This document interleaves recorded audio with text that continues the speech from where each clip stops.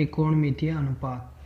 त्रिकोणमितीय अनुपात के अंदर जो आवश्यक चीज़ है वो है त्रिकोणमितीय अनुपात की सारणी। तो ये सारणी किस प्रकार से बनती है और इस पे आधारित क्वेश्चन अपने को किस प्रकार से करने आज अपने वो देखने वाले। तो जो त्रिकोणमितीय अनुपात की सारणी है वो आपके सामने है, आप देख सकते हो। एक बार अपने इसको देख लेते हैं, फिर मैं आपको बताऊंगा कि इस सारणी को बनाया किस प्रकार से जाता है। ठीक है ना। एग्ज़ाम में आपको इसकी वैल्यू याद होनी चाहिए। जितने भी त्रिकोणमितीय अनुपात है, साइन, कोस, टेन, कोट, सेक, कोसेक, उन सब की वैल्यू मतलब 0 डिग्री पे उसका मान कितना होता है, 30 पे मान डिग्री को रेडियन में बात करें तो क्या कहते हैं, π/6। 45 को क्या कहते हैं, π/4। अब π/4 कैसे है, क्योंकि मैं चलो ठीक है आपको इसके बारे में आपको मैं बता देता हूँ कि पाई की वैल्यू कितनी होती है। तो आप हमने देख सकते हैं यहाँ पे जो पाई होता है अपने पास उसकी वैल्यू होती है, अगर त्रिकोणमितीय अनुपात के संदर्भ में बात करें तो पाई की वैल्यू होती है 180 डिग्री। ठीक है ना। और अगर मेंसुरेशन के अकॉर्डिंग बात करें तो पाई का जो वैल्यू होता है वो होता है π/7, या इसको अपने 3.14 इस प्रकार से आगे लिखते रहते हैं। ठीक है ना। तो ये तो आपका क्षेत्रमिति के अकॉर्डिंग हो गया। जब अपने क्षेत्रमिति पढ़ेंगे या मेंसुरेशन क्षेत्रफल वाला चैप्टर पढ़ेंगे उसमें अपने पाई की वैल्यू 22/7 या 3.14 लेंगे। और जब अपने त्रिकोणमिति ट्रिग्नोमेट्री की बात करें तो ट्रिग्नोमेट्रिक में रेडियन की बात करें तो वहाँ पे पाई की वैल्यू 180 डिग्री ली जाती है। तो इस बात का आपको थोड़ा सा ध्यान रखना है। अब देख यहाँ पे पाई, तो यहाँ पे देखिए पाई 180 में 6 का भाग दिया तो कितना आएगा, 30 डिग्री। और 180 में 4 का भाग देंगे तो कितना आएगा, 45 डिग्री। तो एग्जाम में कई बार ये आ जाता है पाई, और क्वेश्चन भी इसी प्रकार से आने वाला है। ठीक है ना। कहीं पे तो 30 डिग्री दिया होता है, कहीं π/6 दिया होता है। तो इस चीज़ का आपको ध्यान रखना है। तो π/3 का मतलब 60 डिग्री और π/2 का मतलब होता है 90 डिग्री। तो ये चीज़ आपको क्लियर हुई होगी। अब देखिए अपने बात करते हैं साइन की। तो साइन की जो वैल्यू होती है वो 0 डिग्री पे होती है 1, 30 डिग्री पे होती है 1/2, 45 पे 1/√2, 60 पे √3/2 और 90 पे 1। अब देखिए नेक्स्ट अगर बात करें अपने तो फिर अपने कोस की वैल्यू बस आपको सिंपल सा ध्यान रखना है कि साइन का उल्टा करते ही कोस प्राप्त, यानी कि इधर से अब वापस रिवर्स में कर देंगे इस प्रकार से ना, ऐसे ये वैल्यू यहाँ पे आ जाएगी पूरी की पूरी। 1 यहाँ पे √3/2, देखिए ये वैल्यू उसके स्थान पर इधर आ गई। ठीक है ना, इस प्रकार से। और 45 पे 45 यहाँ पे ये वैल्यू इधर चली गई और 0 यहाँ पे। 10 की बात करें तो 10 यानी कि साइन की वैल्यू में इसका भाग देना है। 1 में 0 के अंदर 1 का भाग दिया, 1/2 के अंदर √3/2 का भाग देंगे अपने।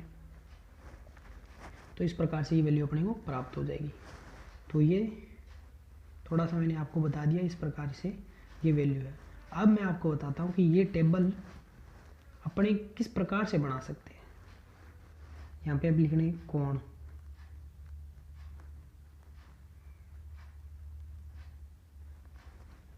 जीरो डिग्री,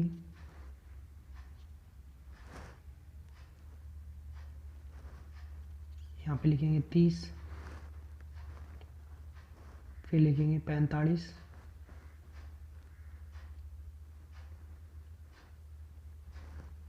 यहाँ पे लिखेंगे 60 और यहाँ लिखेंगे 90। तो ये अपने पास कोण हो गए। अब देखिए अपने बात करते हैं टेबल। आपको जब भी इसको बनाना तो आप शुरुआत करोगे 0 से। आपको यहाँ पे 4 वैल्यू लिखनी है, 0, 1, 2, 3 और 4। फिर आपको कुछ नहीं करना, जो वैल्यू आपने लिखी है उसके अंदर 4 का भाग दे दोगे, डिवाइड कर दोगे 4 से। इसको भी 4 से, इसको भी 4 से, इसको भी 4 से और इसको भी 4 से। 0 डिग्री, 30 डिग्री, 45 डिग्री, 60 डिग्री और 90 डिग्री। क्लियर है। उसके बाद में आपको क्या करना है, 4 वैल्यू लिखनी है, 0, 1, 2, 3, 4 कंटिन्यू। फिर आपको सब के अंदर 4 से डिवाइड कर देना है। क्लियर है? फिर आपको क्या करना है, उन सब का अंडर रूट करना है,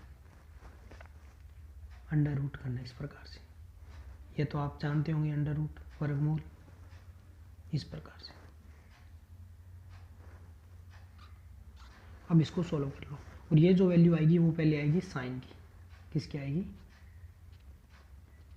साइन थीटा। दूसरी जो आएगी वो आएगी ये साइन थीटा, ये कोस थीटा, और फिर टेन थीटा। वैल्यू ज़रूरी है साइन की, उसके बाद में अपने आप वैल्यू निकलती जाएगी। तो देखिए साइन की 0 में 4 का भाग दिया तो 0 आएगा, 0 का अंडर रूट किया तो क्या आएगा? 0। 1 और 4 तो भाग देंगे तो पॉइंट में अपने नहीं जाना, अपने को डायरेक्ट बाहर निकाल लेंगे इसको, रूट से कट रहा है तो काट देंगे, नहीं तो सीधा बाहर। तो 1 का अंडर रूट निकालेंगे तो क्या आएगा? 1, और 4 का निकालेंगे तो क्या आएगा? 2। तो कितना आएगा? 1/2। क्लियर हुआ होगा? इसमें भाग देंगे तो ये 1/2 से डिवाइड हो जाएगा, यानी कि 2 एकम 2, काटेंगे इसको, 2 2 है 4। अब 1 का अंडर रूट निकालेंगे तो 1, और 2 का अंडर रूट निकालेंगे तो क्या आएगा? √2। पूरा बाहर रूट से आता नहीं है, ठीक है ना। अपने पास साइन 45 डिग्री की वैल्यू कितना आएगी? 1/√2। 3/4 डिवाइड होता नहीं है तो उसको डायरेक्ट अपन निकाल लेते हैं, √3 का तो √3 आएगा। 4 को अंडर रूट से जब निकालते हैं तो कितना आता है? 2। 4 में 4 का भाग दिया तो कितना आएगा? 1, और 1 का अंडर रूट किया तो 1। तो ये अपने पास वैल्यू प्राप्त होगी। एक बार फिर से मैं बताऊंगा, 5 वैल्यू लिखने, 0 1 2 3 4 तक, फिर सभी में 4 से डिवाइड करना है, फिर उनका अंडर रूट करना है, उसके बाद हल कर लो। 0 में 4 का भाग दिया तो 0, 0 का अंडर रूट 0। 1 में पूरा भाग नहीं जा रहा, पॉइंट में जा रहा है, तो अपने डायरेक्ट अंडर रूट हल कर लेते हैं। 1 अंडर रूट 1 बाहर आ जाएगा, और 4 का 2, इसको काटेंगे तो 1/2 से डिवाइड होएगा। 1 का अंडर रूट 1 बाहर आ जाएगा, और 2 का अंडर रूट निकालेंगे तो अंडर रूट 2, √3 का √3, और 4 का 2, और 4 को 4 से डिवाइड किया 1 का अंडर रूट 1 बाहर आ जाएगा। अब इसका चेंज कर दो तो 1, ये वाला वैल्यू आगे ले आओ, और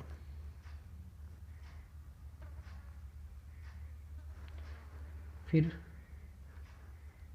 अंडर रूट 3 2, ये वाला वैल्यू। फिर 45 का वैल्यू सेम रहता है, सेम किस का रहेगा वो अभी आपको मैं बताने वाला हूँ। उसके बाद में 1/2, ध्यान रखिए ये जो लाइन है ये भाग वाली लाइन है, 1/2, और 0 का किया तो ये 0, ठीक है ना। अब देखिए 10 की वैल्यू कैसे प्राप्त करनी है आपको, तो इसके लिए आपको मैं बता देता हूँ। 10 के इक्वल होता है, tan थीटा इक्वल होता है साइन थीटा अपॉन में कोस थीटा। अब यहाँ पे जितनी डिग्री साइन की वैल्यू उतनी कोस की वैल्यू रख दोगे तो वो जो वैल्यू होगी वो 10 की आ जाएगी। जैसे कि आपको 45 की वैल्यू निकाली, तो आप साइन 45 की वैल्यू रख दो। अपने जानते हैं कि साइन 45 की जो वैल्यू होती है वो होती है 1/√2। इसके भाग में कोस 45 की वैल्यू होती है 1/√2। तो देखिए वैल्यू सेम है, तो वैल्यू से दोनों कैंसिल हो जाएगा, बचेगा क्या? 1। तो tan 45 की वैल्यू कितनी हो जाएगी? 1। इसी प्रकार से अपने कोई भी वैल्यू निकाल सकते हैं, जैसे कि साइन 90 की वैल्यू निकालनी, सॉरी tan 90, क्योंकि साइन तो अपने आ गई, साइन से साइन आ गया, फिर कोस आ गया, कोस से फिर tan।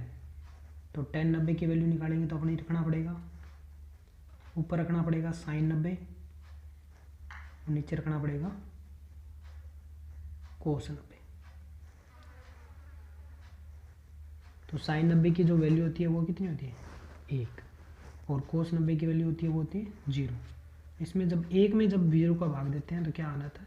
इनफाइनिटी। इस बात का आपको हमेशा ध्यान रखना है। और ये 10, इस प्रकार से आप 10 0 डिग्री, 10 30 डिग्री, 10 45 डिग्री, और 10 60 डिग्री, और 10 90 डिग्री की वैल्यू आसानी से आप निकाल सकते हो।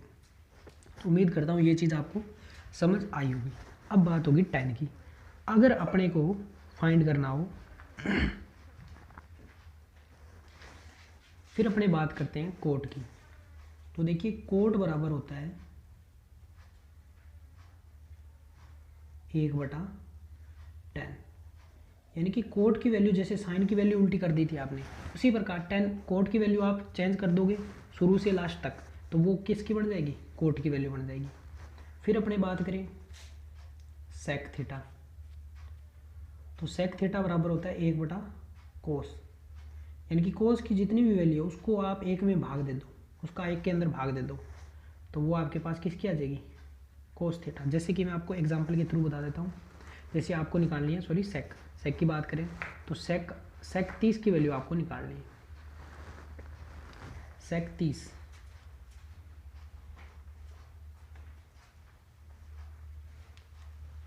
30 डिग्री की वैल्यू आपको निकालनी है।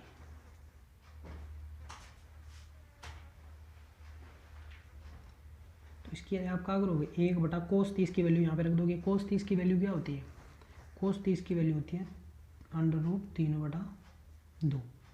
तो ये जो दो भाग में ऊपर जाएगा तो क्या आएगा, 2/√3।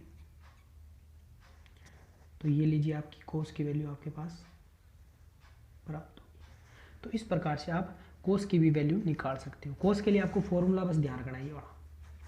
फिर बात करें अपने, तो फिर बचता है आपका कोसेक, ठीक है ना।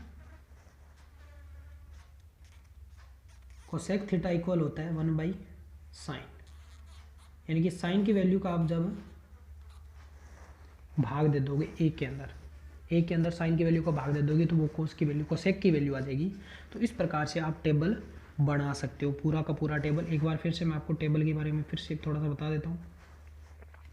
आप देख सकते हो, पहले आपको एंगल लिखने हैं 0, 30, और आपको ध्यान रखना है कि ट्रिग्नोमेट्री के अंदर अभी अपनी इनकी बात करनी है 0, 30, 45 और 60 डिग्री, ठीक है ना। तो आपको टेबल बनाने के लिए पहले 0, 1, 2, 3, 4 तक अंक लिखने हैं, उन सबको 4 से डिवाइड करना है, फिर सबका अंडर रूट करना है। अंडर रूट करने के बाद अपने हल करेंगे, तो अपने पास 0, 1/2, 1/√2, √3/2 और 1। जब इनका सबका यानी कि जैसे 90 से 0 की तरफ वापस चल जाएंगे, तो ये कोस की वैल्यू जैसे 90 वाली कोस 0 की होगी, और जो साइन 60 की थी वो कोस 30 की होगी, और 45 की वैल्यू बराबर रहेगी। किस किस की 45 की वैल्यू बराबर रहेगी वो आपको मैं बता दूँ, वो आपके साइन 45 और कोस 45, इनकी जो वैल्यू है वो बराबर रहेगी। इस बात का आपको ध्यान रखना, जितनी ही कोस 45 की होगी उतनी ही साइन 45 की होगी। फिर अपनी बात करें तो जितनी tan 45 की वैल्यू होगी उतनी ही कोट 45 की वैल्यू होगी। इसके लिए आपको कुछ सोचने की जरूरत नहीं। और तीसरी जो बचती है वो जितनी सेक 45 की वैल्यू होगी उतनी ही कोसेक 45 की वैल्यू होगी। तो ये चीज़ आपको ध्यान रखनी, ये ध्यान रखना है। इसके अलावा आपको ये फॉर्मूले ध्यान रखने हैं। क्यों ध्यान रखने हैं, क्योंकि इसके बगैर आप वैल्यू कैसे निकालोगे। जैसे आपको कोसेक की वैल्यू निकालनी है, कोसेक थीटा, तो 1/साइन थीटा। अगर कोट की बात करूं तो या तो आप यूं कर लो 1/10 कर लो, या फिर यूं लिख लो आप साइन थीटा बटे कोस थीटा। ये बहुत ही महत्वपूर्ण फॉर्मूले हैं जो आपको याद रखने हैं, जब अपने नेक्स्ट चैप्टर 7वां चैप्टर करेंगे उसमें भी काम आने वाला। और फिर अपने बात करें सेक की, तो सेक थीटा बराबर 1/कोस। इसकी सहायता से आप आसानी से कर सकते हो। तो उम्मीद करता हूँ ये जो टेबल मैंने आपको बताई है समझ आई होगी अच्छे से। एक बार फिर से आप देखो, इस पे आधारित जो प्रश्न है वो किस प्रकार से करने हैं। अब देखिए फर्स्ट क्वेश्चन है चैप्टर का, 6.1 चैप्टर का अपने क्वेश्चन कर रहे हैं, ठीक है ना। तो सारे क्वेश्चन करने वाले हैं, फिर अपने इसके एग्जाम्पल भी करेंगे। तो फर्स्ट क्वेश्चन देखिए 2 साइन 45 डिग्री और कोस 45 डिग्री, इसकी वैल्यू बतानी है आपको, कुछ नहीं करना, बस वैल्यू की, सारा वैल्यू का खेल है यहाँ पे। देखिए 2 है तो 2 को 2 की जगह रख दो। साइन 45 डिग्री की वैल्यू होती है 1/√2। बस बीच में जब कोई भी चिन्ह नहीं लगा उसका मतलब वहाँ पे गुणा का चिन्ह है। बस आपको इस बात का ध्यान रखना, कोई चिन्ह प्लस माइनस या भाग ऑलरेडी दिया है तो वहाँ पे लगा दो, नहीं दिया है तो आप उसका मतलब समझो कि गुणा है। फिर कोस 45 की वैल्यू कितनी होती है, कोस 45 की वैल्यू मैंने आपको अभी बताया था कि साइन 45 और कोस 45 की वैल्यू समान होती है। तो अगर इसकी अंडर रूट 1/√2 है तो इसकी भी 1/√2 हो जाएगी।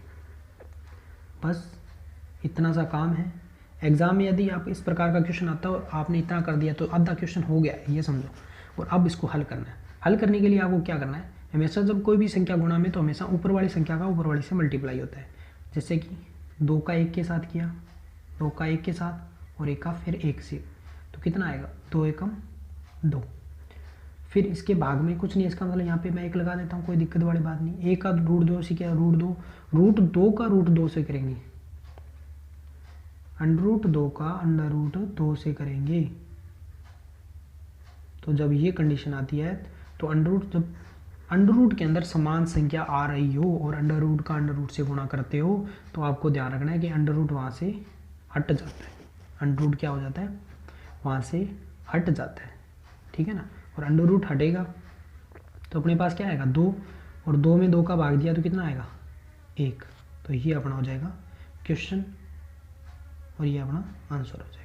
तो उम्मीद करता हूँ ये चीज़ आपको समझ आई होगी। यहाँ पे मैं एक छोटी सी चीज़ लिख देता हूँ कि √a गुणा √a। देखिए मैंने दोनों अंदर समान संख्या लिखी है, तो आपके पास क्या आएगा, यहाँ पे मैं स्टार लगा देता हूँ। इंपॉर्टेंट चीज़ है, √a का √a से गुणा करोगे तो a आएगा, यानी कि अंडर रूट समान संख्या का अंडर रूट में समान संख्या दूसरी अंडर रूट में है, दोनों का गुणा करोगे तो अंडर रूट कैंसिल हो जाता है। तो उम्मीद करता हूँ समझ आई होगी चीज़ें। अब देखते हैं अगला क्वेश्चन। नेक्स्ट क्वेश्चन देखिए cos 45। बस कुछ नहीं करना, वैल्यू पुट करना है। तो cos 45 का वैल्यू कितना होता है, cos 45 का वैल्यू अभी अपने किया है। जब आप इस पर क्वेश्चन करोगे तो आपको याद होने लग जाएगी वैल्यू। cos 45 √1/2। फिर cos 60 का वैल्यू बात करें तो cos 60 का वैल्यू कितना होता है 1/2। अब देखिए माइनस है तो माइनस लगा दो। sin 45 का वैल्यू 1/√2। फिर sin 60 का वैल्यू, sin जो 60 का वैल्यू है वो आपका होता है √3/2। अब देखिए मैंने अभी बताया कि इस संख्या का इस संख्या से गुणा 1। अब √2 का 2 से गुणा हो रहा है, ध्यान रखिए √2 का √2 से नहीं हो रहा है, 2 से हो रहा है। तो जब अंडर रूट में नहीं है तो अंडर रूट हटेगा नहीं, यानी कि 2√2 लिख देंगे इसको। फिर माइनस 1 का √3 से किया, इससे गुणा तो √3 बटे 2√2 सेम चीज़। अब दोनों का एलसीएम लेंगे। एलसीएम लेंगे तो दोनों में देखिए भाग में समान संख्या तो अपने कुछ सोचने की जरूरत नहीं है, 2√2 आ जाएगा।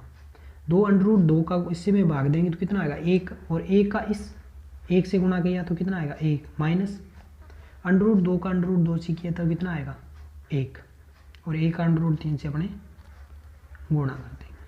तो ये लीजिए आपका आंसर हो गया। अब देखिए यदि इसको और आगे हल करना है, क्योंकि रूल ये होता है कि कभी भी भाग में अंडर रूट वाली संख्या नहीं रखी जाती, तो अपने क्या करते हैं इसको हल कर लेते हैं। और जब हल करेंगे तो इसका क्या करेंगे परमयीकरण। परमयीकरण क्या होता है देखिए 1 माइनस √3। अब जिस संख्या को भाग में से हटाना होता है उस संख्या का ऊपर नीचे गुणा कर दो। अब मेरे को √2 हटाना है, 2 तो कोई दिक्कत वाली भी नहीं, √2 उठाना है। तो √2 उठाना है तो √2 का ऊपर नीचे गुणा कर देंगे। गुणा करेंगे तो √2 का देखिए ये दोनों है, जब भी इस प्रकार से गुणा हो तो दोनों के साथ होएगा। √2 का 1 से किया तो √2 माइनस √2 का √6 से 3 इससे गुणा करेंगे ना। जब गुणा करेंगे तो गुणा अंदर वाली संख्या से हो जाता है लेकिन अंडर रूट हटता नहीं है। तो ये मैंने गुणा कर दिया, इसका इससे किया तो 2 तो पड़ा ही है। √2 का इससे गुणा करेंगे कितना आएगा 2 आ जाएगा। उम्मीद करता हूँ ये चीज़ आपको समझ आ रही होगी। अब आप यहाँ पे क्या लिख सकते हो,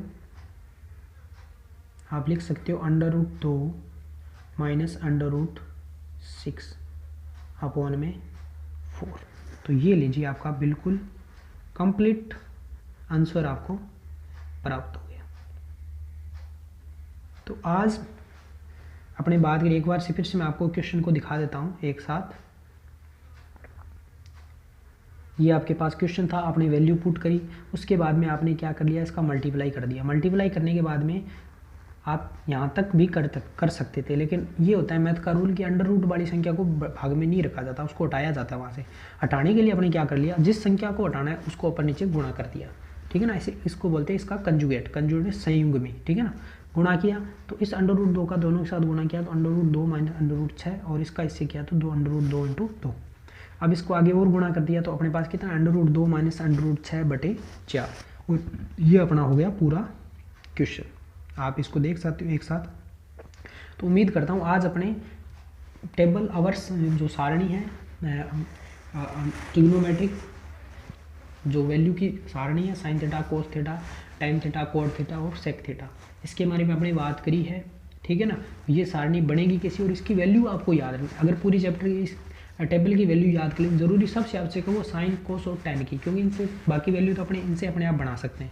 तो ये आपको याद होगी तो आप पूरा चैप्टर आसानी से कर सकते हो। बहुत ही आसान चैप्टर और बहुत ही छोटा सा चैप्टर है। अपने 2-2, 4-4, 5-5 क्वेश्चन करेंगे, तो उम्मीद करता हूँ ये सब आपको समझ आया होगा, ठीक है ना। एक बार फिर से ये क्वेश्चन नेक्स्ट देखिए। पिछला ये पहला क्वेश्चन था, ये दूसरा क्वेश्चन था, 2 क्वेश्चन अपने कर लिए, बाकी अपने करेंगे अगली क्लास में, ठीक है ना। तो आप इन क्वेश्चनों को प्रैक्टिस अवश्य करेंगे और कम से कम आप जो सारणी है वो बना के देखेंगे और वैल्यू याद करोगे, ताकि अपने आगे से आगे आसानी से क्वेश्चन कर पाएँ, ठीक है ना। तो मिलते हैं नेक्स्ट क्लास में, धन्यवाद।